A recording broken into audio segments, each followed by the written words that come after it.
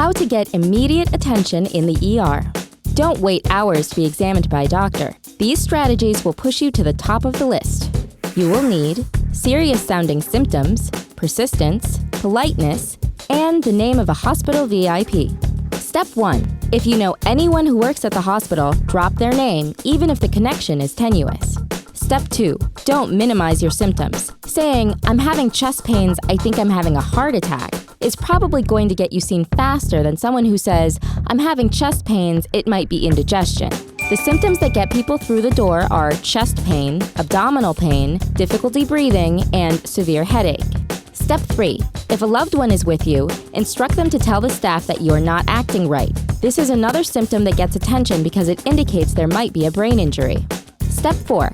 Ask to speak to the charge nurse, emergency department director, or shift supervisor. If no one will talk to you, pick up the ER phone, dial the operator, and ask them to page the patient advocate or hospital administrator on call. Step 5. Speak to medical personnel in their own language. Tell them your condition is deteriorating and that you believe this is a medical emergency that requires immediate attention in order to prevent a bad outcome. Be firm but polite, persistent but not obnoxious.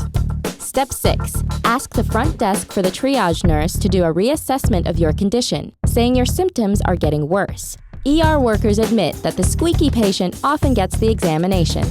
Step 7. Do a quick internet search for the hospital's president or administrator and say, "I think so-and-so would want me to be seen." This works best after hours, when the staff will be less likely to track down the person.